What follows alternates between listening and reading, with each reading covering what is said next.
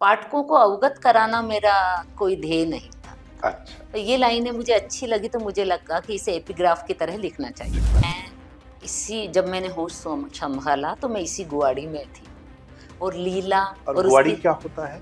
बहुत बड़ा मकान जिसे बॉम्बे में चाल कहते हैं। और चूंकि विषय ऐसा था हाँ। कि मैं उनसे पूछने की हिम्मत भी नहीं कर सकती थी कि फलाने अंकल या फलाने जी मैं लिखूं क्या आप पिटाई के चांस पूरे थे मेरे बहुत लिए, तो ज्यादा थे। भैया के तो थे।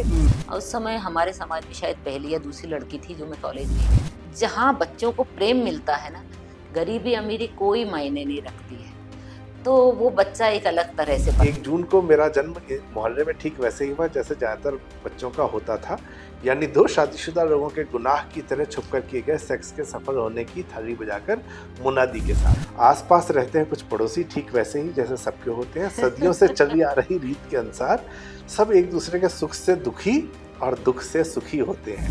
ये सेब को लेके इतना क्या वहाँ पे लोगों को है? सेव परमल हमारा राष्ट्रीय नाश्ता है। इसी को मानते हैं कि पुरुष अगर स्त्री से काम करा रहा है तो ये पुरुष की कमजोरी है। ठीक है, आप बीवी के का खा रहा है। अगर काम न करने दिया जाए तो वो पितृ सत्ता है। तो हर स्त्री में इतना चैतन्य होना चाहिए कि उसे आर्थिक आत्मनिर्भर बनना है, और दूसरे ये कि उससे अपना पैसा अपने हाथ में रखना है। घर से मतलब मेरे पिताजी का हमेशा से ये सोच रही कि लड़कियों को आत्मनिर्भर बनाने के लिए पढ़ाओ, क्योंकि पढ़ाया ऐसे जाता है कि शादी हो जाए, बिल्कुल ग्रेजुएट हो गई शादी हो जाए, कि ये ना लगे कि मैं बड़ी नौकरी कर रही हूँ या मैं इस पद पे आ गई हूँ तो ससुराल वालों को ये लगे या घर वालों को ये लगे, इसलिए मैं ही एडजस्ट कर लूँगी। गलत था। और मैं बिल्कुल स्त्रीवादी नहीं हूँ। जो मैं ये कह रही हूँ तलाक हो, उसके बाद भी मैं उस अर्थ में स्त्रीवादी नहीं हूँ। खंडवे के रनवे, बंबई के चोर, इंदौर के गुंडे, महू के मुंहजोर, इनसे बच के रहने का मैं नारद का रोल प्ले करता हूँ। मैं कोशिश करता हूँ आपका और प्रकाशक का झगड़ा करवाने की अगले सवाल के करवाइए करवाइए। हमारी शक्ल से लग रहा है सारी दुष्टताएं दिख रही है। ऐसा इंटरव्यू मैंने कभी नहीं किया।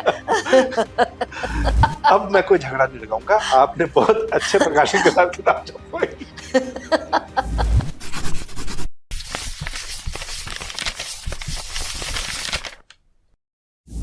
दैनिक जागरण हिंदी हम चैनल के बातें किताबें सेगमेंट में आपका स्वागत है। मैं हूं नवीन चौधरी और आप जानते हैं कि इस सेगमेंट में हम लोग बातें करते हैं किताबों की। और आज मैं जिस किताब की बात करने जा रहा हूं उस किताब की पहली लाइन थी जिसको मैंने हाईलाइट भी किया। वो लाइन है, बस चलन नहीं थी बस चल पड़ी थी। और इस किताब का नाम है रीना, एक गाथा एक कुप्रसिद्ध इंदौरी औरत की, और इसकी राइटर हैं लक्ष्मी शर्मा जी। लक्ष्मी जी इंदौर की रहने वाली हैं, अब जयपुर में रहती हैं। इससे पहले उनके उपन्यास आए हैं सिद्धपुर की भक्तने। भक्तने नहीं है, इस बात को ध्यान दिया जाए क्योंकि इसका मैं जिक्र करूंगा आगे कि मैं इस बात पे स्पेशली ध्यान क्यों दिलवा रहा हूँ। स्वर्ग का अंतिम उद्धार, कहानी संग्रह, एक हंसी की उम्र, रानियां रोती नहीं, और काफी सारी कहानियां एकांकी आपकी पत्रिकाओं में प्रकाशित होती रही है। तो लक्ष्मी जी बहुत बहुत स्वागत है हमारे चैनल पर आपका। धन्यवाद नवीन, आपने मुझे इस चैनल पे बुलाया और लीला पे बात करने के लिए। मैं स्वयं भी उत्सुक हूँ क्योंकि इस विषय पर अभी तक ये मेरी पहली बातचीत है और मुझे खुशी है कि नवीन इसे कर रहे हैं। बहुत धन्यवाद। Thank you. अच्छा, ये जो पहली लाइन मैंने पढ़ी थी, बस चलन नहीं थी बस चल पड़ी थी, तो इसको पढ़ते ही एक तो बड़ा इंटरेस्टिंग सा था कि क्यूरियोसिटी जगती है। साथ ही साथ कहीं न कहीं क्योंकि कवर जो है कुछ कुछ तो बताता है कि एक स्त्री की कहानी है जिसके बारे में कई सारी बातें उसके चरित्र के बारे में होती होंगी।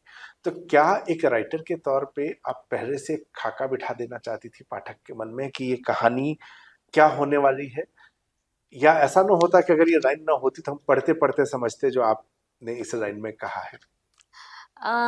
खाका बिठा देना तो नहीं चाहती थी, लेकिन एक दिन अचानक से, क्योंकि इस स्त्री को मैंने 17.5 साल इसके साथ रही हूँ और आपने भी पढ़ा होगा इसके चरित्र के इतने सारे पक्ष हैं, बुरे भी और अच्छे भी, जिन दोनों को मिलाकर ग्रे ज्यादा है। तो मेरे मन में एक पंक्ति आई कि वो ठहरी हुई स्त्री के ढांचे से बाहर निकल के सिर्फ चलना चाहती थी। वो बच्चलन नहीं थी, लेकिन वो चल पड़ी, मुक्ति की तरफ वो चल पड़ी। इसलिए मैंने लिखा, पाठकों को अवगत कराना मेरा कोई ध्येय नहीं था। अच्छा, तो ये लाइनें मुझे अच्छी लगी, तो मुझे लगा कि इसे एपिग्राफ की तरह लिखना चाहिए। लिखना चाहिए। अच्छा, इसका टाइटल बहुत कैची है। मैं एक हम लोग इस सेक्शन में करते हैं आने वाली किताबें, तो जब पंकज जी ने इस किताब का ज़िक्र मेरे साथ किया था, तो मुझे 2 चीज़ें, एक तो कवर बहुत सुंदर है, चेहरा नहीं है, सिर्फ़ एक बिंदी है। अपने आप में ये बहुत इंटरेस्टिंग प्रतीक है, ये क्या कहना चाह रहे हैं यहाँ पे नज़र आता है। ये चेहरा किसी भी स्त्री का हो सकता है। गाथा एक कुप्रसिद्ध इंदौरी औरत की, तो नाम तो है ही कैरेक्टर का, लेकिन 2 शब्द बड़े खास हैं, कुप्रसिद्ध और इंदौरी। तो ये जो हाइलाइट है, मैं इस टाइटल की यात्रा एक्चुअली समझना चाहूंगा कि ये जो हाइलाइट है जिसमें शहर भी आ गया, आपने कहीं न कहीं ये हिंट दे दिया कि हम क्या बात करने वाले हैं, कुप्रसिद्ध किसी भी तरीके से हो सकता है। जी, तो इस टाइटल की यात्रा क्या थी? कैसे ये टाइटल तय हुआ कि इस तरह का ये लिखा जाएगा? टाइटल लीला तो मुझे शुरू से ही जी। दिमाग में तय था कि मैं लीला ही इसका टाइटल रखूंगी। और दूसरी बात, इंदौर जहाँ मेरा जन्म हुआ, आज मेरे जीवन के वहाँ पर 20 साल गुजरे विवाह के पहले तक के, मेरा महबूब शहर है। तो हाँ। एक ट्रिब्यूट के रूप में कहें आप, मैं इंदौर को भी हुँ। प्रस्तुत करना चाहती थी। और चूंकि सब जानते हैं, मैं पहले नहीं जानती, जब मैं शादी हो गई सब, हर दूसरा व्यक्ति तो कहता अरे आप इंदौर से हैं, बड़ी अच्छी बात है। तो इंदौर लोगों को बड़ा आकर्षित करता है, बहुत पसंद आता है। तो मैं इंदौर, इस किताब को शहरनामे के रूप में भी प्रस्तुत करना चाहती थी।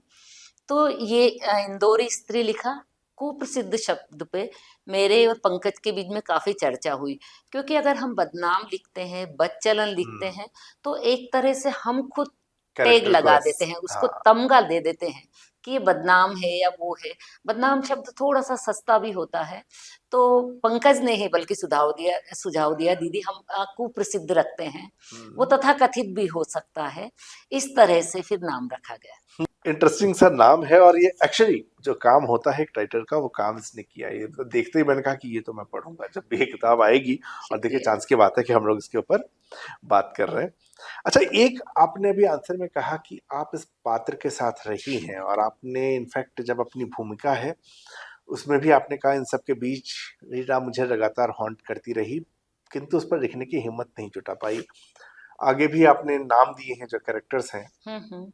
बहुत सारी सीमाओं के कारण रीना, सुमन, राज्या, कल्याणी को जैसा देखा वैसा लिखना असंभव था। तो एक तो मैं ये समझना चाह रहा हूँ कि ये उपन्यास जो है कहीं न कहीं वास्तविक घटना से, आपके आसपास के पात्रों से हम्म। जुड़ा हुआ है। तो थोड़ा-सा तो मैं उस जीवन के बारे में जानना चाहूँगा कि वो कैसे पात्रों से मुलाकात हुई, कैसे आपने उनको पहचाना? और दूसरा सवाल इसी में जोड़ दूँ या मैं बाद में पूछूँ? बाद में पूछ जी, लीजिए, हम ठीक है। दोनों तो को पहले सुविधा हम रहेगी। ठीक है, तो हाँ जी। पहले हम इसी में आते हैं कि कहाँ से ये सारे पात्र मिले आपको? कैसे इनके साथ परिचय हुआ? नवीन, मैं इसी, जब मैंने होश संभाला तो मैं इसी गुआड़ी में थी। और लीला और और गुआड़ी उसकी क्या होता है? बहुत बड़ा मकान, जिसे बॉम्बे में चाल कहते जी, हैं। अच्छा। पर चाल में तो फिल्मों में, मुझे पता नहीं, मैंने सच में चाल नहीं देखे। हाँ, हाँ, बताते हैं बीच में एक चौक सा भी है, चौक होता घेर है, सा हाँ। भी है। ये एक बड़ा सा मकान होता है, लंबा चौड़ा जैसा भी हो, 2 मंजिला 3 मंजिला भी होता है। हुँ, हुँ, ये मकान भी आधा 3 मंजिला और आधा 2 मंजिला था। उसमें बहुत सारे किराएदार रहते हैं, हुँ, और वो अधिकतर निम्न वर्ग या निम्न मध्यम वर्ग के ही होते हैं। जी। और मैं स्वयं निम्न वर्ग ही कहेंगे, क्योंकि मेरे पिता का 3 वर्ष की उम्र में देहांत हो गया था। और मम्मी चूंकि ब्राह्मण ही थी और तो कुछ कर नहीं सकती थी, रसोई बनाती थी। और उसमें करीब 25-30 किराएदार रहते थे। हुँ, हुँ, तो और बहुत खुली जगह थी, वहां हम खेलते, घर बनाते, मिट्टी के घर होते, कच्ची वाली गैलरी में। और लीला को लेके हर तीसरे चौथे दिन कुछ विवाद होता था, हर तीसरे चौथे दिन लड़ाइयाँ होती थी। बाकायदा मैंने इसमें जैसा लिखा है वैसे हाथापाई वाली लड़ाई भी होती थी। बाद में वो रोना और ये और वो सब मैंने देखा है। उसके एट पैरेलल मैंने, चूंकि उस स्त्री की एक विशेषता थी, वो हर कोई उससे सहमत था कि वो चाहे कितनी भी खराब हो, किसी की दूसरे की हुँ, बच्ची को वो कभी गलत सीख नहीं देगी। तो चूंकि मेरी हुँ, मम्मी, हम 3 भाई बहन थे, दीदी की तो तुरंत शादी हो गई थी पापा की डेथ के बाद में। हम 2 ही भाई बहन उस मकान में थे। तो मम्मी को कहीं जाने होता था तो नाइट स्टे के लिए वो किसी पे भरोसा नहीं करती थी, इसी स्त्री के घर में मुझे सुला के जाती थी। तो बहुत नजदीक से मैंने इस स्त्री को देखा है। और एक घटना, दूसरी घटना, तीसरी घटना, मेरे मस्तिष्क में बैठती गई। अब ईश्वर ये प्रदत्त कुछ लेखक का स्वभाव जन्म जात आता है, वो धीरे धीरे धीरे पकती गई। दूसरे पात्रों को भी मैं उनके साथ में उनका भी विश्लेषण करती गई कि कहाँ कौन गलत था, कोई क्या कहाँ क्या गलत था। और इस तरह से ये लीला लगातार मुझे हॉन्ट करती रही। और टुकड़ों टुकड़ों में मेरी हिम्मत इसलिए नहीं हो रही थी लिखने की, दो कारण थे। एक तो ये कि बहुत सारे पात्र तब तक जीवित थे, 43 साल लगे मतलब मुझे इस सब की हिम्मत करने में। तो मैं नहीं चाहती थी कि किसी का भी किसी जीवित पात्र को लिख के और उसका अपमान होता है। और चूंकि विषय ऐसा था हाँ। कि मैं उनसे पूछने की हिम्मत भी नहीं कर सकती थी कि फलाने अंकल या फलाने जी मैं लिखूं क्या आप पिटाई के चांस हाँ, पूरे थे मेरे, बहुत नहीं तो ज्यादा थे। भैया के तो थे। हम्म, तो इसलिए और फिर दूसरी बात उसका चरित्र इतना था कि वो थोड़ा सा भी इधर उधर होते से ही वो, जी। मैं ग्रे के शेड तक लाना चाहती थी, पूरी तरह से उसे ना अच्छा बनाना चाहती थी ना बुरा। अब कितना ला पाई हूँ ये तो आप बताएंगे। अच्छा, इसमें जब ये जर्नी आपकी है, मैं दूसरे सवाल से पहले बीच में एक सवाल और आ गया हम्म कि जब उस जगह से आए तो वहां से जो आपकी खुद की पर्सनल यात्रा है वो बड़ी इंटरेस्टिंग है। उसके बाद आप डिग्री लेती हैं, आप एमफिल करती हैं, आप एसोसिएट प्रोफेसर बनती हैं। तो आपकी खुद की पर्सनल यात्रा कैसे रही उसकी, उस जगह से निकल के अभी यहाँ तक आने में? हाँ, मैं पढ़ने में शुरू से बहुत अच्छी थी। अच्छा। और मैं मुझे याद है 5वीं की बोर्ड में तो मैं शायद थर्ड या सेकंड आई थी। हाँ। और मुझे हमेशा स्कॉलरशिप मिलती रही। तो और मेरी माँ निरक्षर थी लेकिन अत्याधुनिक थी, जी। अत्याधुनिक जिसे कहते हैं ना विचारों से। और उस समय हमारे समाज में शायद पहली या दूसरी लड़की थी जो मैं कॉलेज गई थी। मेरी माँ ने विरोध के बाद कहा नहीं मेरी लड़की पढ़ेगी। बीए किया, फिर एमए में मैंने उसमें मेरिट लिस्ट में मेरा नाम आया। और फिर उसके बाद में तुरंत फिर मम्मी ने कहा अब बहुत हो गया, अब सगाई हुए भी 2.5 साल हो गए, शादी कर दी। फिर शादी होने के बाद में मैं बहुत बड़ी पढ़ाकू थी, घनघोर पढ़ाकू थी मैं, आप कल्पना नहीं कर सकते उतनी। कुछ भी मिल जाए मुझे पढ़ना है, और कुछ नहीं तो किसी दूसरे के कोर्स की किताब मिल जाए। लेकिन जब मैं शादी होके आई और फिर पढ़ती रहती, मैं सिर्फ पढ़ना चाहती थी। और एक दिन मेरा बेटा हो गया, मेरा बेटा 2.5 पौने 3 साल का था। और मेरे हस्बैंड एक फॉर्म लेके आए कि इस पे साइन कर दो। मैं कहा ये क्या है? तो ही सेड कि एमफिल का फॉर्म है। मैं कहा ये क्या होता है? इवन मैं इतनी इनोसेंट थी, मैं कहा मुझे नहीं करना। कि नहीं देखो बहुत तुम कर लोगी, अच्छा है। एमफिल का फॉर्म भर दिया और उसमें भी मैं पास भी हो गई और मेरिट में भी आ गई। और मुझे घर बैठे बुलावा आया। मैंने पूछा ये कौन सा? उन्होंने कहा मेरे एक कॉलेज से एक चपरासी आया था, तुम्हारे लिए नौकरी के लिए फॉर्म भी लाया है भर के, और इस तारीख को इंटरव्यू। मैंने कहा यहाँ कहाँ है, कौन सा है? पूछते पूछते हम गए और फिर वहां पर मैंने इंटरव्यू दिया और मेरा हो गया। अब चूंकि तब तक मेरे एमफिल के बाद में एक बच्चा हो गया था, फिर दूसरा जॉब लग गया।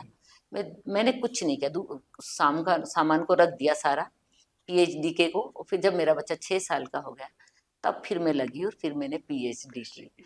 तो कुछ ईश्वर प्रदत्त प्रतिभा। और एक चीज कहूंगी कि इसमें जो कल्याणी है ना वो वस्तुतः मेरी माँ है। वो बहुत स्नेहिल और बहुत समझदार स्त्री थी, और बहुत अपने बच्चों को खुद मुख्तार बनाने वाली और पूरा वो स्वतंत्रता देने वाली। तो मैं ये कह रही थी कि जहाँ बच्चों को प्रेम मिलता है ना, गरीबी अमीरी कोई मायने नहीं रखती है। तो वो बच्चा एक अलग तरह से बढ़ता है। हम तीनों भाई बहन इतने ही इंटेलिजेंट थे, भैया भी दीदी भी मैं भी। ये बात अलग है कि भैया बिजनेस में चले गए, दीदी की जल्दी शादी हो गई तो वो ज्यादा नहीं पढ़ पाई। तो इन सब चीजों ने अच्छा, एक आपने कहा था कि इनको जो इसमें लिखा भी है भूमिका में कि इन पात्रों को लिखना कठिन है, कहानी को वैसे ही नहीं लिखा जा सकता जैसा है। और यही उस समय मेरा दूसरा सवाल होने वाला था। एक तो आप उनके बीच में रही है, हम्म उनको आपने अपने तरीके से देखा, समाज उसको अपने तरीके से देखता है, फिर हम्म आपका एक एनालिसिस बन करके आता है। जैसे कल्याणी का कैरेक्टर आपकी माँ के ऊपर आधारित है। हम्म। तो ये जब हम अपने आसपास के पात्रों को लिखते हैं तो कहीं न कहीं एक बायस तो होता ही है। और बिल्कुल। उसमें जब कोई मेरे परिवार का सदस्य भी है, तो हम हाँ उसके दुर्गुण को नहीं देख पाते हैं, फिर हम बिल्कुल सारे सद्गुण बिल्कुल ही देखते मानती हूँ हैं। मैं, इसीलिए तो मैं ये जो इससे कठिनाइयाँ दूर रही हूँ। जी, हाँ, इसीलिए इस उपन्यास में मैं कहीं नहीं हूँ। मुझे हाँ। मालूम था मैं आऊंगी तो मैं शायद खुद के प्रति ईमानदार नहीं रह पाऊंगी। हुँ, बाकी मैंने प्रयत्न किया है। जब लीला जैसी स्त्री को आज भी पुराने लोग हैं होंगे जो कुछ जीवित भी हैं इनमें से पात्र। मैं नहीं चाहती हूँ कि इंदौर के उस मोहल्ले में से कोई लीला पड़े, क्योंकि कुछ पात्र और उनके बच्चे अभी भी जीवित है। तो मैंने कोशिश की है कि सबके साथ में यथासंभव ईमानदार रहूं। और चूंकि आप भी लेखक हैं, बहुत बड़े लेखक हैं, पॉपुलर लेखक हैं, तो आप भी जानते हैं कि कल्पना के बिना पूरी तरह से आप नहीं लिख सकते, ईमानदारी नहीं होंगे, क्योंकि बहुत सारे सत्य कल्पनाओं से ही रचना में आते हैं। बिना कल्पना के वो सत्य उभरेगा ही नहीं, वो सिर्फ एक मेटाफर सा हो जाएगा, या तो या फिर तथ्यों का पुलिंदा बन जाएगा। तो मैंने अपनी कल्पनाओं को भी उसमें मिश्रित किया। मुझे दिक्कत हुई इसको करने में। कारण ये कि उसका चरित्र इतना ज्यादा वो था, बहुत सारे आयाम थे उसमें, और बहुत सारे लोगों से जुड़े हुए अलग अलग सत्य भी थे, जिनको मैं भी मोटा मोटा ही जानती थी ऊपर से कि ये ऐसा होगा। लेकिन मेरा लेखक लगातार सोचता रहा कि जो स्त्री इतनी जिस स्वभाव की किसी के लेने देने में नहीं पड़ती है, इतना मगन होके काम करती है, इतनी सुगढ़ है, वो सब उस स्त्री के साथ कुछ तो ऐसा हुआ होगा जो उसने इस गुलजी से बेईमानी की। फिर वहां पर मेरी रचना प्रक्रिया में वो कल्पनाएं आई है। इस तरह से मैंने गूंथने का प्रयत्न किया, और यही कारण है कि मैंने इसमें शैली नहीं डाली है, पात्र अपनी कहानियां खुद कहते हैं। अच्छा, मैं आपको बताऊं, इसकी पूरी कहानी जो बताई गई है, ये उदय वैष्णव सूत्रधार है इस कहानी के, और उनका असल परिचय अंत में आता है। मैं कुछ लाइनें पढ़ता हूँ, अगला सवाल लक्ष्मी जी से पूछने से पहले। मैं पढ़ते पढ़ते मुझे हंसी आ गई थी बहुत ज्यादा। मैं इस लीला गाथा का सूत्रधार उदय वैष्णव उर्फ नक्चा उर्फ पप्पा, मतलब जैसे हम लोग बुलाते हैं, अपने जन्म का इंट्रोडक्शन कैसे दिया जा रहा है कि 1 जून को मेरा जन्म मोहल्ले में ठीक वैसे ही हुआ जैसे ज्यादातर बच्चों का होता था, यानी 2 शादीशुदा लोगों के गुनाह की तरह छुपकर किए गए सेक्स के सफल होने की थाली बजाकर मुनादी के साथ, यानी एक सटायर भी आप इसमें देखते हैं। इंट्रोडक्शन, अपने परिवार का इंट्रो हर कोई बड़ा अच्छा देता है। अब इनका इंट्रो देखिए कैसे दिया जा रहा है। ब्याह की उम्र पार करती बेटी ख्याति, जो अंग्रेजी में एमए करके हर साल पीएससी की परीक्षा देती। सामान्य आदमी ये कहेगा कि पेपर टफ था, इनका सुनिए। हर साल पीएससी की परीक्षा देती और फेल होती हुई मोटा रहती है। दीपू मेरा बेटा, अंकित पढ़ने में अच्छा निकल गया, पट्टे ने सीए सीएस एक साथ निकाल लिए, दुबई की बड़ी फर्म में है। कितना कमाता है ये पता नहीं, पर पैसे भेजता है। आसपास रहते हैं कुछ पड़ोसी, ठीक वैसे ही जैसे सबके होते हैं। सदियों से चली आ रही रीत के अनुसार सब एक दूसरे के सुख से दुखी और दुख से सुखी होते हैं। इंदौर शहर इसके अंदर आता है, और मैं वो भी आपको पढ़ के सुनाता हूँ, क्योंकि इंदौरियों से मेरी भी बहुत दोस्ती है। हम इंदौरी लोग चाहे जितना लड़ मर ले, पर होते बड़े मिनख्यावड़े हैं। घर में बैठकर बात करने जितना समय न हो तो घंटा भर ओटले पर बैठकर बात कर लेते हैं। उतना टेम भी ना हो तो घर के फाटक पर खड़े होकर बातें करते हुए 15-20 मिनट तो यूं ही निकाल देते हैं। तो ऐसे बहुत सारा शहर का लोगों का जो इंट्रोडक्शन है, वो मतलब आप हंसते हंसते पेट पकड़ लेंगे, इस तरह का है।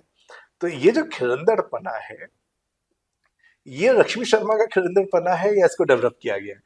आप खुद ही ऐसी है, फिर उसको आपने कहा कि अब मैं इसको बिल्कुल मेरे ओरिजिनल अंदाज में, जो कि पहले के उपन्यासों में गंभीरता ज्यादा थी, इसमें दिखाऊंगी मैं कैसी। नहीं, मैंने पहले भी एक कहानी लिखी थी, अजब प्रेम की गजब कहानी जी। और दुर्गा जी ने ये कहा था, आदरणीय दुर्गा प्रसाद सर ने, कि लक्ष्मी जी मैं सोच भी नहीं सकता हूँ कि ये भाषा भी आपकी हो सकती है जी। तो हाँ, मैं खुश मिजाज स्वभाव की हूँ, गंभीर हूँ अपने जीवन और लक्ष्य के प्रति, लेकिन मैं खुश मिजाज स्वभाव की। और इंदौरी लोग तो थोड़े होते ही है ना, मिनख्यावड़े और बतौरे, बातों के पकोड़े पल्ले तलने में। तो मेरे पास वो भाषा भी है और वो मन भी है जी। ये सेब को लेके इतना क्या वहां पे लोगों को है? सेव परमल हमारा राष्ट्रीय नाश्ता है। 3 बजेंगे और पेपर पे सेव परमल इकट्ठा नहीं होगा तो फिर दोपहर नहीं होगी। आज मैं कहीं पढ़ रहा था, कोई वीडियो देख रहा था, उसमें वो सिन का सेव, तो उसका सेव नहीं सेव, हाँ, मतलब मैं पता नहीं ठीक प्रोनाउंस कर भी पा रहा हूँ। एग्जैक्ट क्या होता है? सेव, से अच्छा, अनुनासिका उसमें जी जी, अनुनासिका, सेव परमल। और वो जो है हर चीज में डल सकती है, हर चीज में आजकल तो लोग वक्त केक पे भी डाल लेते हैं।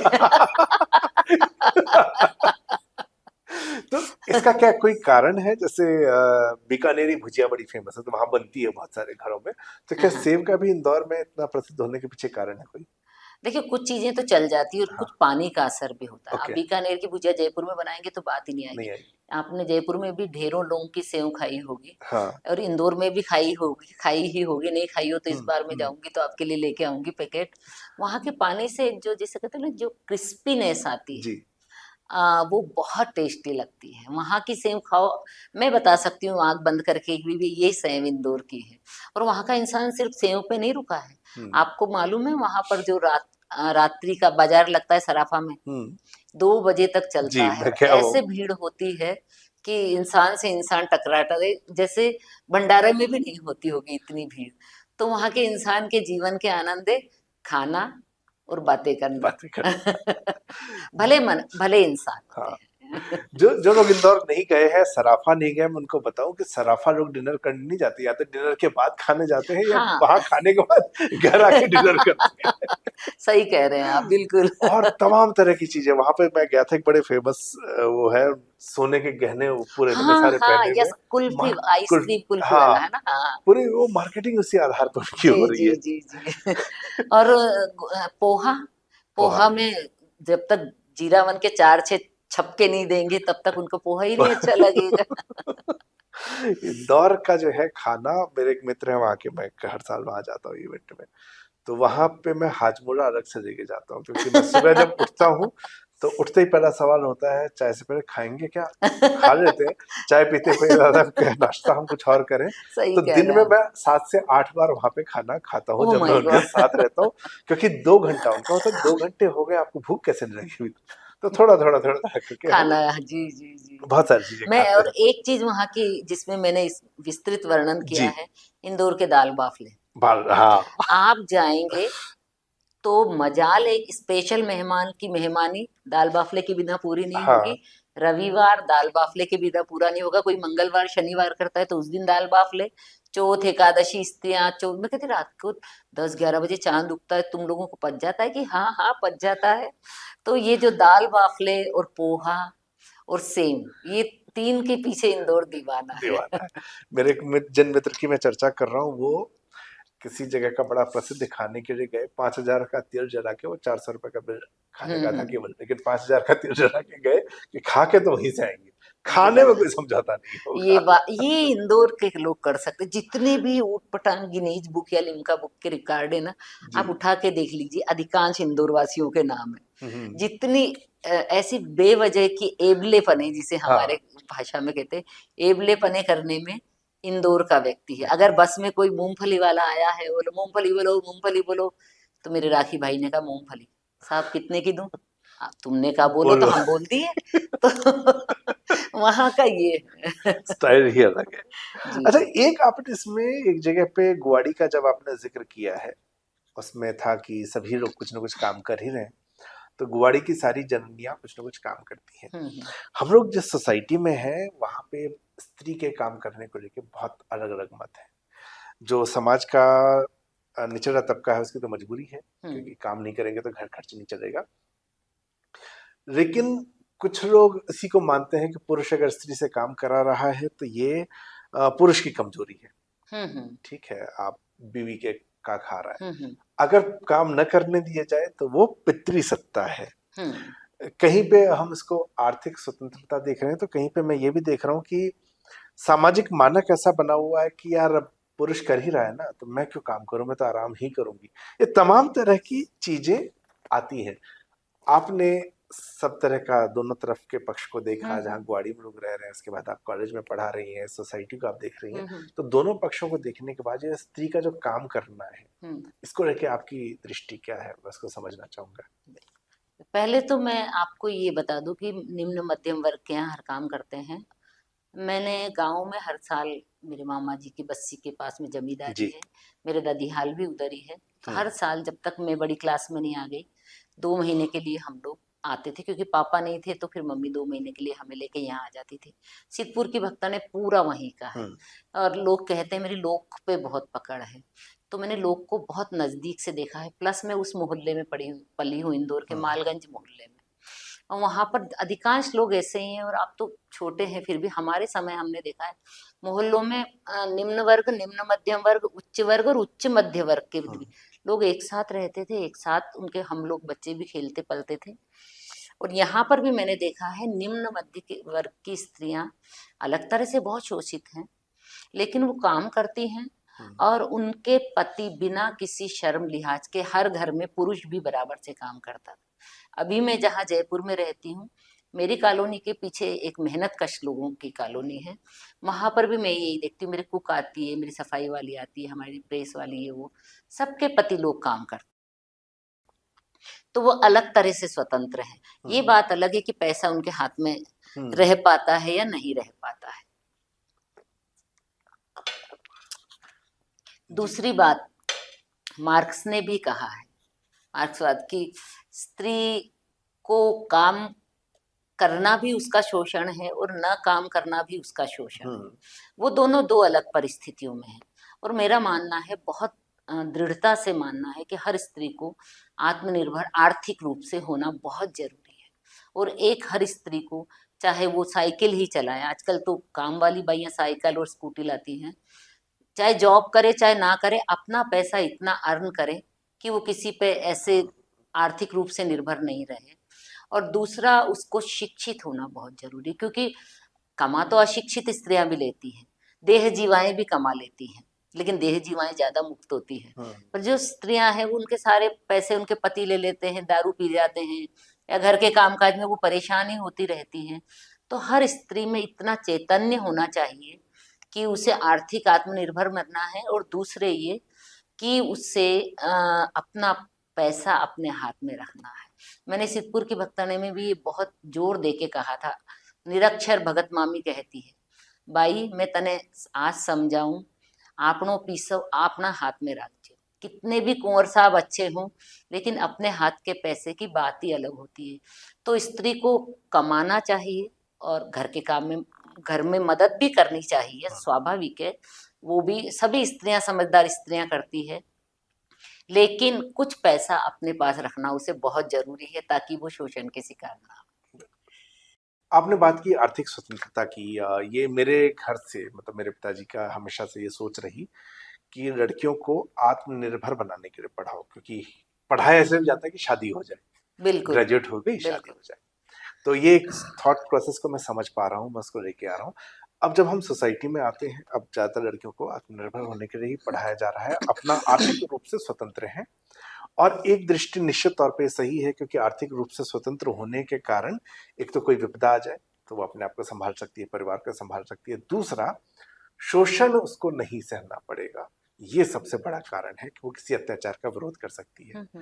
एक दूसरा पक्ष आता है, वो पक्ष ये कहता है कि अब जो है तलाक की संख्या बढ़ गई है, और इसका बड़ा कारण ये है कि जो है अब आर्थिक स्वतंत्रता बढ़ने की वजह से, जो एक पहले के समय में हमसे पिछली पीढ़ी में, इनफैक्ट हमसे पिछली क्या, हमारी पीढ़ी में भी काफी हद तक जो है एक होता था कि सामंजस्य बिठाने का प्रयास होता था। भले ही दोनों आर्थिक रूप से सक्षम हो, तब भी सामंजस्य बिठाने का प्रयास होता था। लेकिन एक वर्ग का ये कहना है कि अब वो सामंजस्य बिठाने का प्रयास नहीं होता, क्योंकि स्त्री आर्थिक रूप से बहुत स्वतंत्र हो गई है। इस दोनों पक्षों को अब देखा जाए तो दोनों ही पक्षों में कहीं ना कहीं कुछ चीज की सच्चाई है, लेकिन आप इस पूरे स्ट्रक्चर को कैसे देख रही हैं?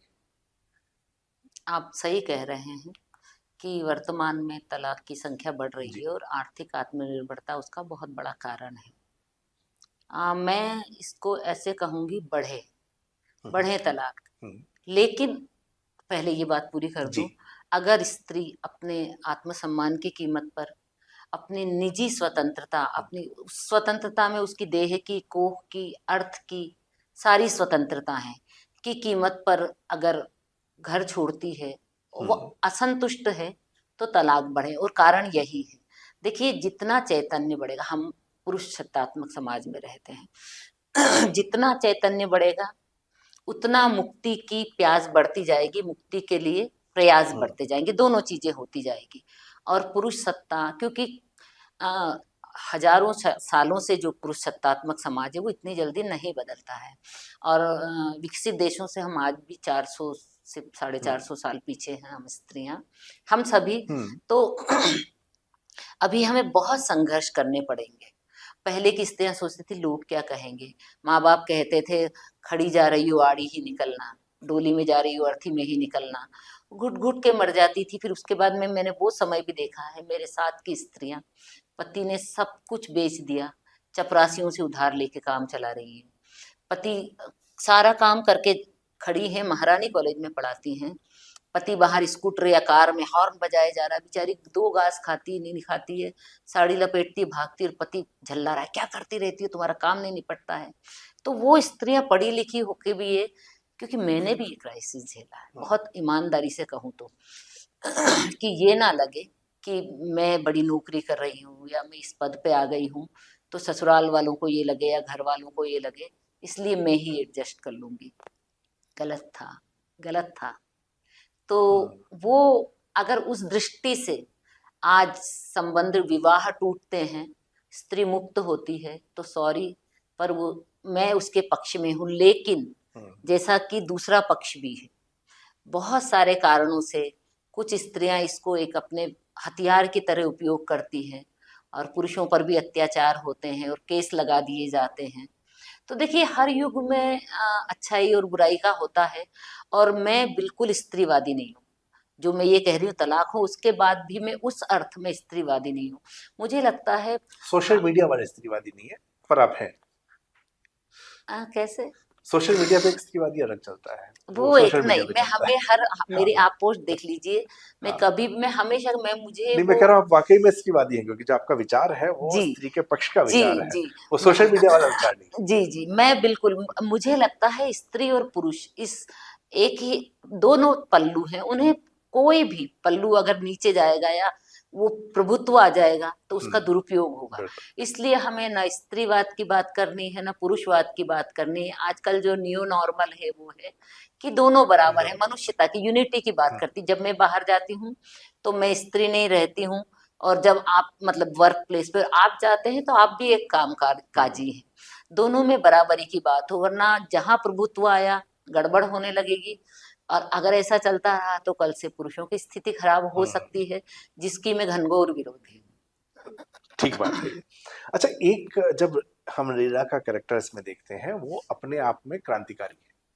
वो जो है काम भी कर रही है, वो सामाजिक मानकों को ठोकर भी मार रही है, उसने शोषण भी झेला है, सब कुछ हो रहा है, और समाज हमेशा ऐसा ही रहा, आज भी ऐसा ही है। बिल्कुल है। आज हम देखते हैं कि कई बार परिवर्तन होता नजर आता है, हम बात करते हैं, ये जो पूरा दौर आपने देखा है परिवर्तन होते हुए, चूंकि आप पढ़ाती भी रही हैं, आपने गांव के बच्चों को भी देखा होगा, बिल्कुल आप सब मालपुरा जगहों में से मैं देख रहे हैं। बिल्कुल आउटस्कर्ट में मैंने 9 साल पढ़ाया, मालपुरा हाँ, हाँ। गवर्नमेंट कॉलेज में, खूब देहाती जीवन देखा है। तो इस स्थिति में अब चूंकि मुझे कई बार लगता है कि हम कई चीजों को मानते हैं कि ये बहुत ज्यादा हो रहा है, वो वाकई ज्यादा हो रहा होता है, और कई बार मुझे लगता है कि अब एक्सपोजर ज्यादा है, मीडिया का एक्सपोजर ज्यादा है, सोशल मीडिया का ज्यादा बिल्कुल है, है। तो हमें जो है अच्छी खबरें या बुरी खबरें दोनों ही बहुतायत में मिल जाती है, और हम मानते हैं कि यही बहुत ऐसा हो रहा है। ये जो आपके पूरा अनुभव के आधार पर ये जो स्थिति है, जितनी हिम्मत रीडा कर पाई है अपने आप को खड़ा करने के लिए, अपने जीवन को अपने हिसाब से जीने के लिए, वैसी हिम्मत अब बढ़ी है तुलनात्मक रूप से परसेंटेज में, या वैसा ही है अभी भी समाज जितना उतना ही था, बस हमें सुनने में ज्यादा आ जाता है क्योंकि नहीं, एक्सपोजर है। स्थितियां बदली जी है, जी। खुशकिस्मती से स्थितियां बदली है। और मैं तो यही कहती हूँ, ये जेन जी ही नहीं, अल्फा मेल की भी मैं कहती हूँ, ये पीढ़ी बहुत अच्छी है। आप देखेंगे अब घर में सास बहुओं के झगड़े खत्म हो गए हैं, और ये जो पारिवारिक राजनीतियां होती थी, खास करके जिसको अ, अभद्र से शब्दों में कहे तो पेटीकोट पॉलिटिक्स होती थी, ये सब कलह वगैरह होती थी, ये खत्म होते जा रहे हैं। और उसका कारण है शिक्षा। बच्चे पढ़ रहे हैं। मैं दंग रह जाती थी। मैं यहाँ की, मेरा जैसे यहाँ पर बहुत ठंड होती थी, ऊपर जहाँ स्टाफ रूम था सीधी हवा आती थी, तो मैं की क्लास ऊपर छत पे लेती थी धूप में जाके, या वैसे ही जाके अपने रजिस्टर भरने या कुछ भी करने छत पे चली जाती थी। अब बच्चियों को मालूम था लक्ष्मी मैम तो अपनी धुन में, शुरू से मेरी है कि लक्ष्मी मैम अपनी धुन में रहती है, तो वो बातें करती थी। अधिकांश बनियों की, खाते कमाते लोगों की, उनके वही विचार थे, जैसा पति होगा। बॉयफ्रेंड से शुरू होके भाई की तारीफ से शुरू होके बॉयफ्रेंड की तारीफ से, फिर अंत में जो पिता करेंगे वही होगा। मतलब वो ढांचे में ढली हुई स्त्रियां हैं, वो ढांचा तोड़ के बाहर नहीं निकलना चाहती, वो सुविधा भोगी है, वो अपने आर्थिक जो कोकून है उसमें। लेकिन मैंने शहर जाके देखा, समय भी बदल गया था, मैंने बदलते हुए भी देखा 25 साल में। वहाँ के बच्चे बहुत मुक्त और स्वतंत्र हैं। लड़कियां अपना बिल्कुल सोचती हैं, पति से अलग रह के शहर में जाके अपना कोचिंग वगैरह करती हैं, सारे काम करती हैं।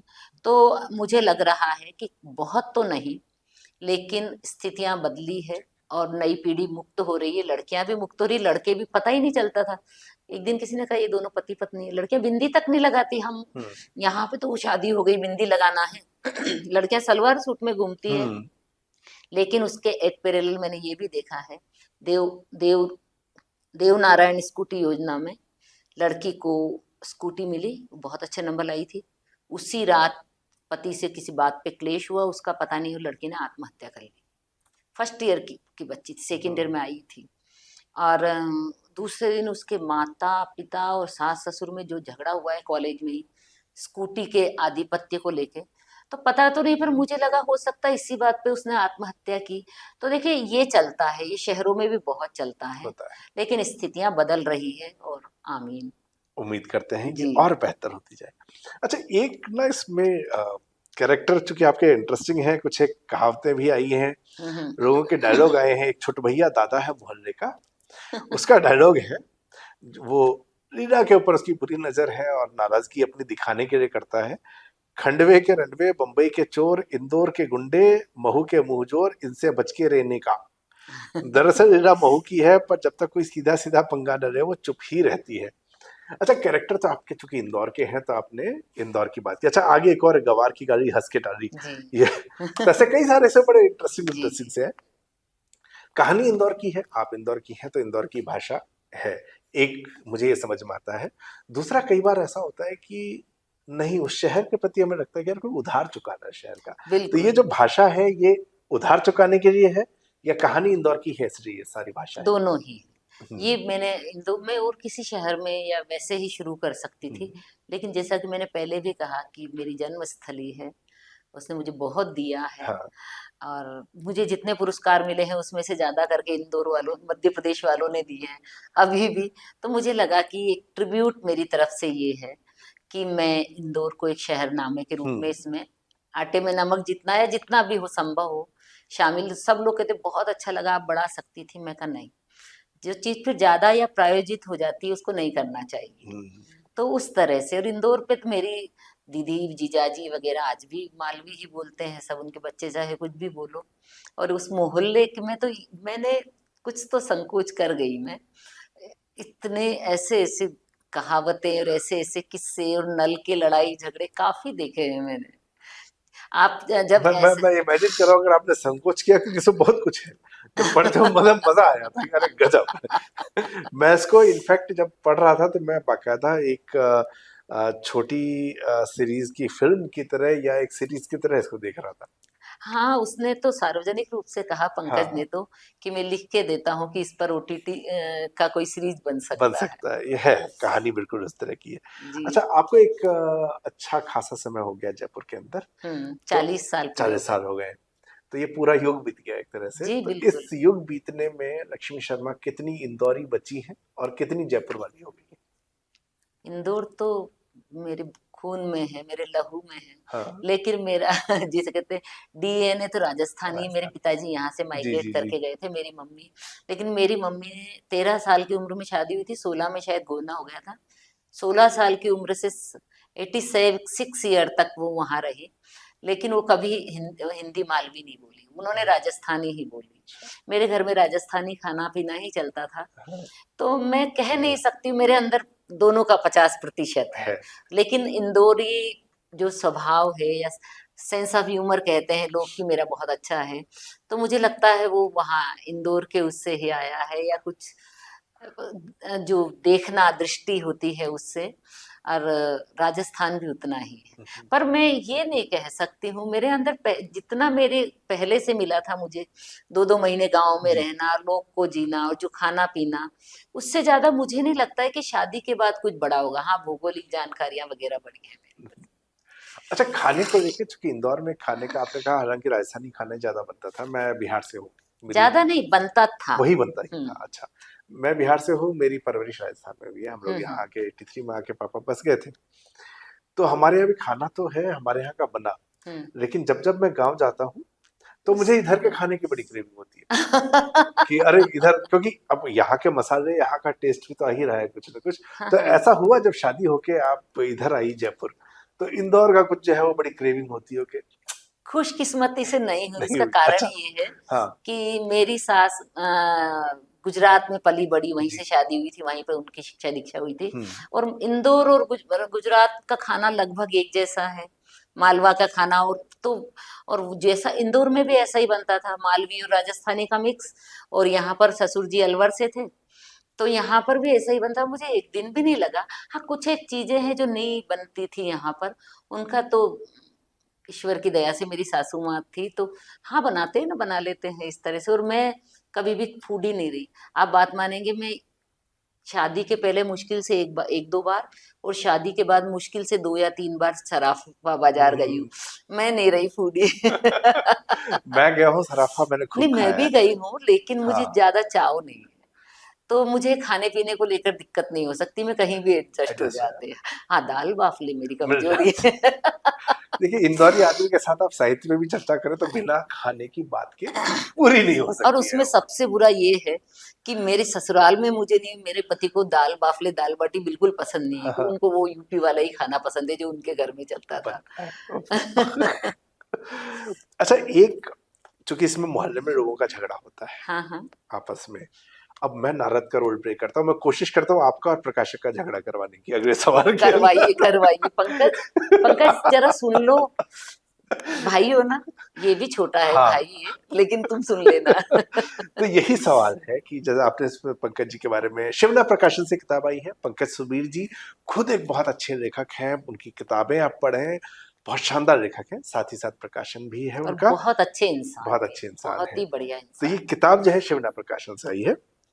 आपने लिखा भी है कि पंकज मेरा छोटा भाई है। हाँ, वो अब मानता है। हिंदी में क्या होता है कि प्रकाशकों के साथ, ये हिंदी में होता है क्योंकि मैं इंग्लिश पब्लिशिंग में नौकरी कर चुका हूं, तो हाँ वहां हाँ हाँ, ये रिश्ते ऐसे नहीं बनते नहीं हैं। बनते हैं। तो यहाँ तुरंत जो है रिश्ते बन जाते हैं प्रकाशक और लेखक के, कि भाई का, दोस्त का, जैसा भी, या चाचा ताऊ, ऐसा भी हो जाता है हम्म। एज के हिसाब से। नहीं, लेकिन मैं बीच में हम्म। बोल रही हूँ, हम्म। मेरी पंचशील से किताबें छपी है, जी। पहला कहानी संग्रह है। उसके पहले मेरा संदर्भ ग्रंथ हम्म। मोहन राकेश के साहित्य में, उनसे मेरा कोई बिल्कुल शुद्ध प्रकाशक वाला ही रिश्ता हम्म। था। उसके अलावा सामयिक प्रकाशन से सिद्धपुर की भक्तनें छपी है। जी। महेश जी से मतलब मित्रवत हैं हम लोग, हम्म। क्योंकि वो भी शादी में आए थे, हम भी गए थे, लेकिन कोई भाई बहन ऐसा वाला नहीं। रिश्ता नहीं है। ओके। बोधि प्रकाशन से मेरी किताब छपी है, माया मृग जी ने छापी है। माया मृग जी बड़े नेक और भले इंसान है, लेकिन ऐसा कोई संबंध नहीं है पंकज से बना, क्योंकि पंकज इतना अच्छा है इसलिए। तो हाँ, जो आप कह रहे हैं कि हर प्रकाशक से बनता है, वो मेरा कम से कम नहीं आपने ना सवाल संभाल दिया, आपने झगड़ा कराने के लिए मुझे, मैं बहुत निराश हूँ। दरअसल सवाल मेरा यही था कि हिंदी में मैं प्रायः ये देखता हूँ कि प्रोफेशनल रिलेशनशिप मेंटेन नहीं हो पाती है, इसको आप देख मानती हैं? आ, ये बात तो मैं सच कहूंगी। हाँ। नहीं, मैं प्रोफेशनल मोड में रहूंगी ना, जी। तो भी प्रकाशक कभी ये नहीं कहेगा कि आपकी किताब की दूसरा संस्करण छप गया छपने है। वाला है। हाँ। आज तक मेरी पंकज ने कहा आपको हाँ। रॉयल्टी भी मिलेगी जब उसका दूसरा संस्करण छपा, तो जिससे पारिवारिक रिश्ते थे उसने माना। हम्म। बाकी आज तक मुझे कोई खबर नहीं लगी कि सिद्धपुर की भक्तनी की दूसरी छपी है। हाँ, हाँ, हाँ, बिल्कुल। हाँ, ये कई बार हमें, मैं स्पष्ट बोल रही हूँ, भगवान बिल्कुल। ना करे महेश जी देखें। मैं इंश्योर करूंगा, पूछो उनके पास। इस किताब को नवीन, पढ़ते हुए ना मेरे अंदर वो आत्मा आने लगी है आपकी हुए बातों हुए की। जब दोस्त तुमसे, तो दोस्त नहीं, दुश्मनों मैं के। इतना इतना मजे से पढ़ा ना, मैं आपको बताऊं कि इस इंटरव्यू के लिए कल ही जो है, मेरे पास समय नहीं था कि मैं किताब मंगाऊं, तो मैंने लक्ष्मी जी से कहा कि मुझे आप किताब प्लीज भिजवा दीजिए, क्योंकि मुझे कल ही आपका इंटरव्यू करना है, फिर मुझे बाहर जाना है। अब और घर तो इसके इतनी बाद नजदीक था कि जरा जोर से फेंकती तो शायद आ जाता, तुम्हारे घर की गच्ची पे आ जाता। आ ये जाता गच्ची आराम देखिए, से। इंदौरी आया मेरे मुंह से। हाँ, अब ये ऐसे हो सकता था, लेकिन फिर भी हमने मंगवा उबर ली का इसको, सहारा उबर का लिया। सहारा लिया। तो ये किताब जब मैं पढ़ने लगा, पढ़ते पढ़ते मुझे मतलब इसके पात्र इतने रसीले लगे कि मैं किताब को सामान्य तौर पे जब इतनी हड़बड़ी में होता है ना इंटरव्यू, तो मैं कुछ पन्ने पढ़ता पलट हूँ लेना। और फास्ट फास्ट उसको करते हैं, लेकिन इसको मैं आराम से बैठ के पूरा पढ़ता चला गया। क्या ये बात इतना है, मजेदार था शुक्रिया। ये। तो इसलिए मेरे अंदर ना वो पात्र आ गए हैं जो झगड़ा लगाने की कोशिश कर रहे तुम्हारी शक्ल से लग रहा है सारी दुष्टताएं दिख रही है। हैं। ऐसा अच्छा। इंटरव्यू मैंने कभी नहीं किया। अच्छा, इसमें एक कैरेक्टर का, सुनो, तुम हाँ, इंदौर चलो ना, बहुत हम्म, बढ़िया दाल बाटी, मेरी भाभी है ना साबूदाने खिचड़ी बहुत अच्छी बनाती। मेरे भाई तुम्हें इतना महंगा वाला इत्र गिफ्ट करेंगे। मैं बीस अब इक्कीस थोड़ा रिश्वत अब मिली। अब मेरी अभी अब आप ठीक बहुत है। अब मैं कोई झगड़ा नहीं लगाऊंगा, आपने बहुत अच्छे प्रकाशन के साथ किताब छपवाई। तो ये जो है, मैं 20, 21, 22 दिसंबर को जा रहा हूँ, मैं आपका अपडेट कर देता हूँ बिल्कुल एडवांस बिल्कुल में। बिल्कुल, मैं भैया को जी। कहूंगी। अच्छा, एक कहानी इसमें एक और, मैं अब आखिरी की तरफ आ रहा हूँ। तो रावण सेठ की भर जवान बीवी दूध की दुकान वाले बाके सजीरे श्रीधर सेठ के साथ ओपन रिलेशन में थी। पाठकों, अगर आप ये सोच रहे हैं ओपन रिलेशन और लिव इन तो आज के जमाने की चीजें हैं, तो गलत सोचते हैं। दूर क्यों जाना, अपनी कथा नायिका लीला भी तो रतन के साथ ओपन रिलेशनशिप में रहती है, बल्कि लिव इन ही कहना ज्यादा सही है। तो ये हमने सोसाइटी का जो भी हमें नई चीजें दिखती हैं, असल में पीछे हैं।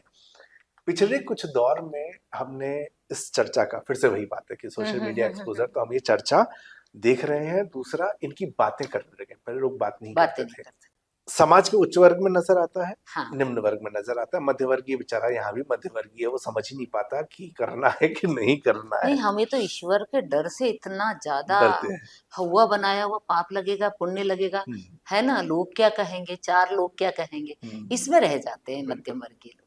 अच्छा, मेरे को थोड़ा सा, मैं ओपन हूँ, लेकिन कुछ चीजों को लेके मैं समाज के दायरे को मानने में यकीन रखता हूँ, बिल्कुल, निजी तौर मैं पे। भी।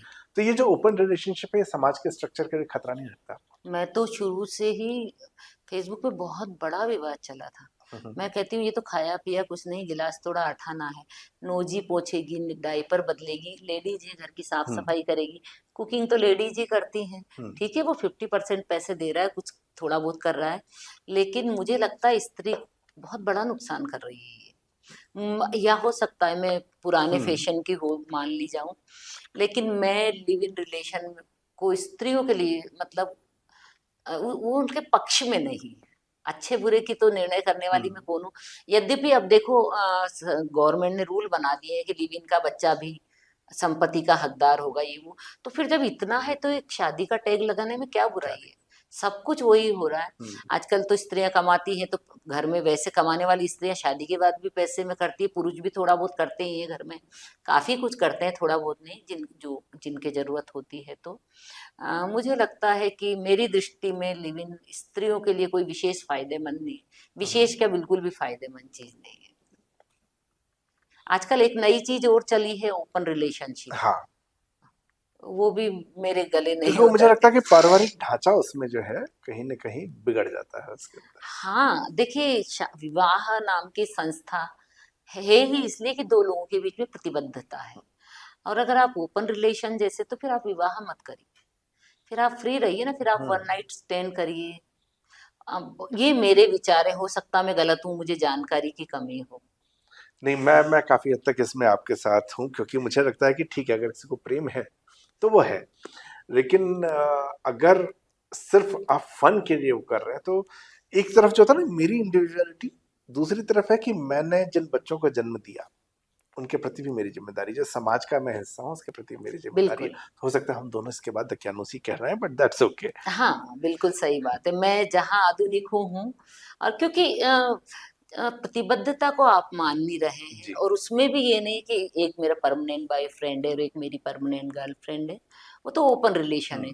तो फिर क्या मतलब है, आप बिना शादी के रहिए आराम से। क्यों सास ससुर का झंझट पालते हैं, क्यों साले सालियों को लेके फिर जाते हैं, मजे करिए। बिल्कुल। अच्छा, आपसे बात करते हुए मुझे मजा आ रहा है। जब मैं इसको पढ़ रहा था ना, और जब आप आई, तब से जब मैं बात कर रहा था, तो मैं अब इसके बहुत सारे डायलॉग आपके वो इंदौरी स्टाइल में और ओह, इंदौरी नहीं, इंदौरी स्टाइल में, इंदौरी ही इंदौरी स्टाइल में सुन रहा था। मेरा तो स्टाइल चाहूंगा है। कि कुछ पंक्तियां जो है वो आप अगर इसमें पढ़ें चश्मा। हमारे लिए। नीचे लीला के ओसारे पर सिर पकड़े पसरा गुलजी काका भूं भूं कर रो रहा है, और पास ही उसकी बैसाखियां थामे खड़ा भतीजा बार बार काका उठ की गुहार लगा रहा है। कैसे उठूं बेटा, इस रंडी ने मेरी कमर तोड़ दी। गाली देते गुलजी का ये नया रूप था। सारी उम्र पाई पाई जोड़कर इसके पास 50,000 रुपए जमा करे थे कि उनके सहारे बुढ़ापा कट जाएगा। पर आज ये रांड कह रही है कि जितने रुपए जमा करे थे सब ऑपरेशन में लग गए। हाँ, सब लग गया। कितनी बार तो बोल दियो, अब कहीं हिंदी में समझाऊं? ऑपरेशन का पैसा कहीं तुम्हारो बाप देने आयो थो, और दवाई गोली कहीं पेड़ पे उगी थी जो हम जाके तोड़ लाता था। इन सब में पैसा नहीं लगे कहीं। अस्पताल और दवा दारू को सारो भरनो मैंने भरियो है, और दोनों बार का रेल भाड़ा का पैसा भी मैंने ही दिया है। समझा नहीं? लीला इत्मीनान से कपड़े सुखाती रही। अब जाओ यहाँ से, सुबेरे सुबेरे म्हारा बारना पे अब सुगन मत फैलाओ। नारायण भैया लेके जाओ तुम्हारा काका के। उठो, अब क्या जूते खा के चलोगे? मजे मारते बखत तो अंधे हो गए थे। इसके पास पैसा रखते नहीं सोचा था क्या कि चील के घोंसले में गया मांस वापिस नहीं आता है। अब भुगतो। भतीजे की आवाज की नफरत लीला और गुलजी दोनों के लिए थी। लीला पहले की तरह कपड़े सुखाती रही। सुमन मुंह सिए बैंगन काटती रही, पर कुसुम को ताव आ गया। ओए सुन बे, तमीज से बात कर, नहीं तो मेरे हाथ से चनकटा खा जाएगा। मेरी बई भिया भिया कर रही है और भिया माथे पे मूत रही है। ला रसीद दिखा, कौन से रुपए दिए हैं तेरे काका ने? अब बढ़ लो दोनों, ए लंगड़े, चल फुटले तो हुर्र। कुसुम सदा की तरह मुंह मन बढ़ और मुंह फटे। चुप छिनाल, जिस आदमी के कांधे पे जाके दूध मिठाई खाई, जिसके पैसे से लाली पाउडर लगा के हीरोइन ही बनी फिरती है, उसको लंगड़ा बोलते शर्म नहीं आ रही? कपड़े सुखाती लीला पलटी और कुसुम के गाल पर जोरदार तमाचा मारते हुए उसे खोली में धकेल दिए।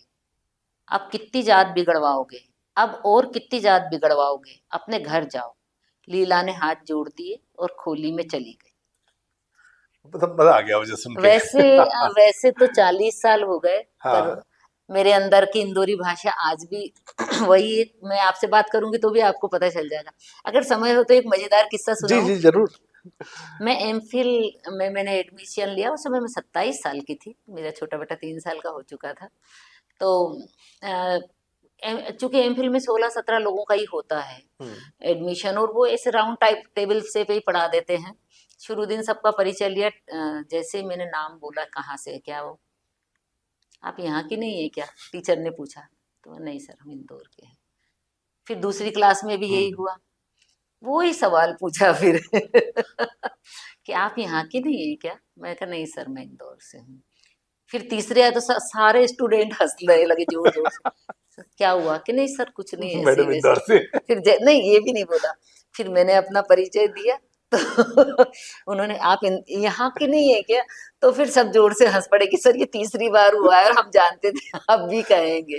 मुझे गैस बोलना नहीं आता था, मुझे पैसे बोलना नहीं आता था, और मुझे लगता है आज भी मैं है और मैं ठीक से नहीं बोल पाती हूँ। मुझे, हम फ्राक को फ्राक बोलते हैं, हाँ चॉकलेट को चॉकलेट बोलते थे, यहाँ राजस्थान के लोग चॉकलेट बोलते हैं। हाँ तो वो बिना पढ़े भी मेरी बोली में है। हम लोग बिहार में ना सौ और शौ में कंफ्यूज रहते हैं। हाँ, अगर हमारे को र और रौ में अगर हमें कह दिया जाए घोड़ा सड़क पे अड़क के भड़क गया तो कहना मुश्किल हो जाता गोरा। है। मुझे एक एमए में हिंदी पढ़ाती थी, बिहार की। तो सुंदरदास का जी। भ्रमर गीत हम्म, अगर पढ़ा हो तो, सुनो ब्रिज ब्रिज नागरी हम्म, शशासुन साम के, तो वो कहती थी सुनो ब्रिज नागरी।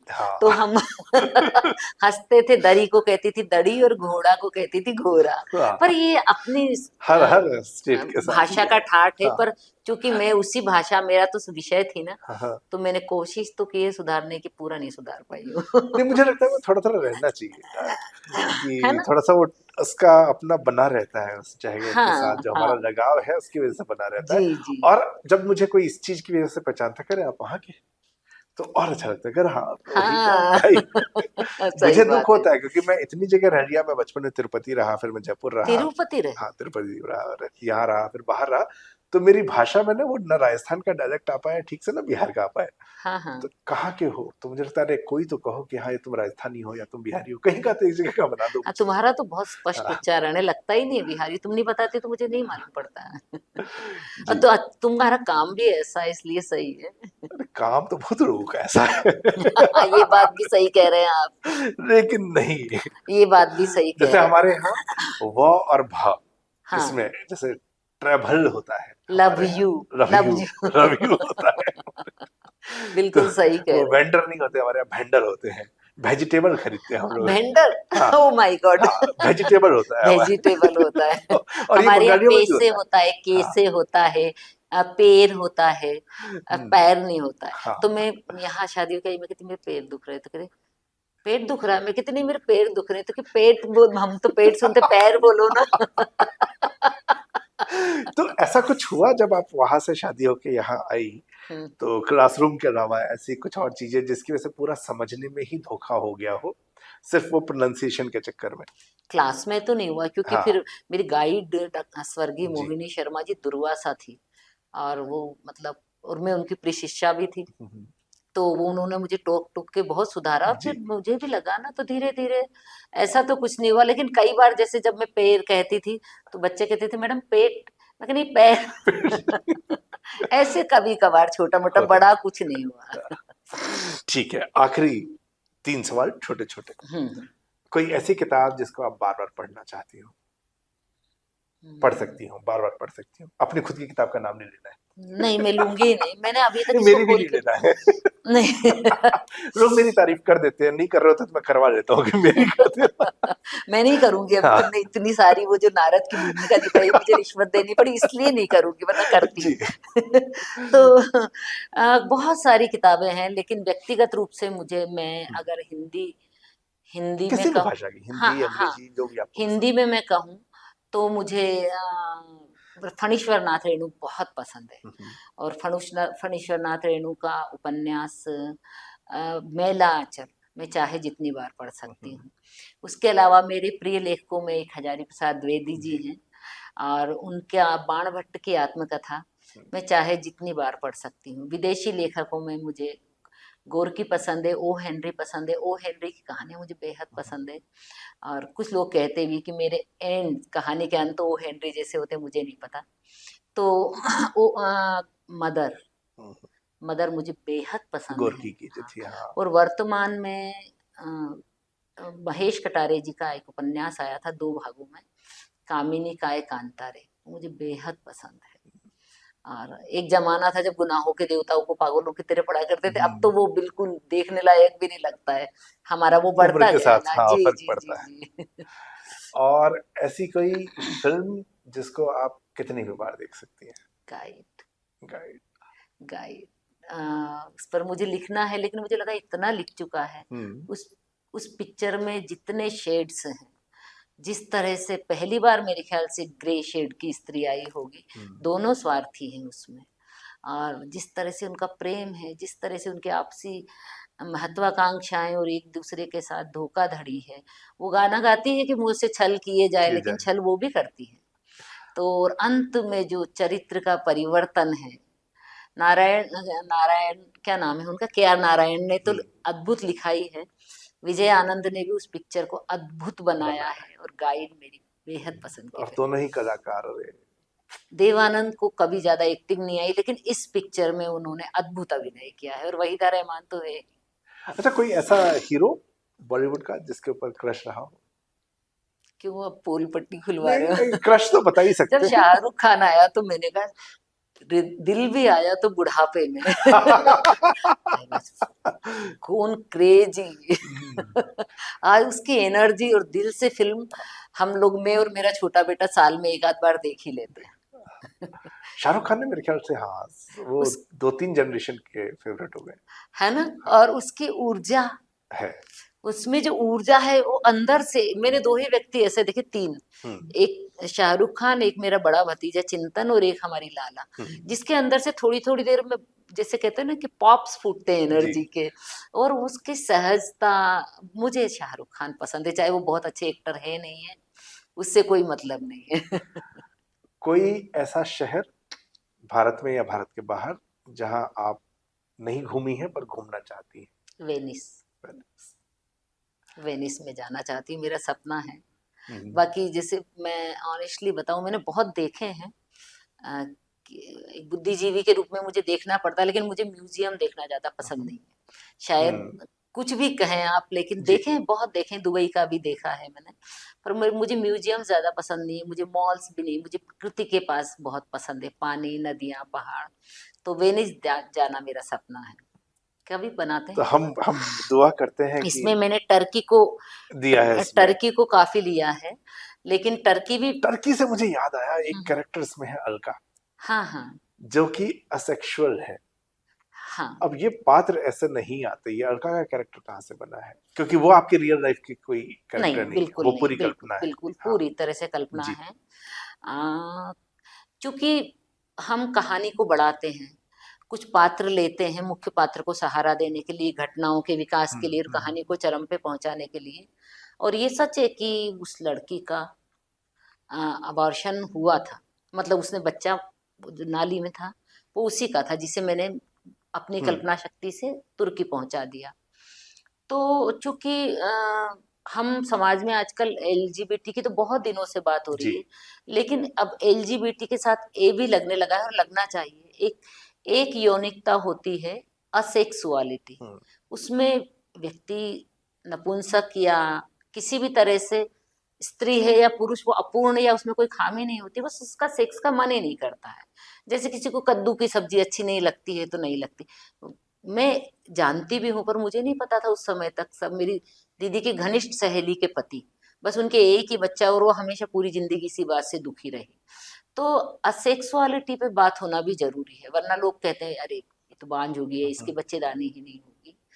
तो बस अच्छा, फिर मुझे एक मनोविज्ञान और डालना था, ये जो आपने इसकी बात जी। कही कि उस लड़की को बार बार जो स्वप्न आता है, तो कहीं ना कहीं वो दुस्वप्न भी उसके मस्तिष्क में इस तरह से कुछ रसायन पैदा कर रहे हैं, कुछ मैथिल समूह बना रहे हैं। तो दोनों कारण हो सकते हैं। वैसे असेक्सुअलिटी के लिए कोई वैज्ञानिक तथ्य से भी ये नहीं है कि किसी कारण से होगा, पर हमें उस पर बात करनी चाहिए। मुझे लगा कि इस विषय पे बात कम बात होती, होनी करनी चाहिए, इसलिए मैंने अलका के चरित्र में उसे चाहिए। पिरोया। क्योंकि बड़ा इंटरेस्टिंग था सारे, जहाँ जब लीला की कहानी चलते हुए अचानक से बीच में ये कैरेक्टर आती है, आ, अलका का कैरेक्टर आता है, और इसको अंकित वैष्णव के माध्यम से जब आप इसको पूरा कहानी को बताते हैं, तो वो बड़ा बीच में एक इंटरेस्टिंग डिफरेंट आया। और फिर तुर्की उसके की बाद तुर्की तुर्की, का, और हाँ। उसके बाद फिर दोबारा जो है बाकी पात्र आते हैं, तो अंत आते आते थोड़ा सा मैं शॉक्ड भी होता हूँ। तो क्यों होता हूँ, ये तो आपको किताब पढ़ के ही जी, पता लगेगा, ये वो हम सीक्रेट यहाँ नहीं जी जी बताएंगे। जी बिल्कुल बताना भी नहीं है, नहीं वो है, पाठकों के लिए कुछ तो सीक्रेट छोड़ा सीक्रेट जाए रहना चाहिए। ना। तो ये थी हमारे साथ लक्ष्मी शर्मा जी, और आज मैं अपने होम टाउन जयपुर में बैठ के ये शूट कर रहा हूँ, तो मुझे और ज़्यादा खुशी हो रही है। वरना हम ज़्यादातर शूट नोएडा में करते हैं। तो ये बातचीत अगर पसंद आई हो तो बातचीत को अपने पास नहीं रखना है।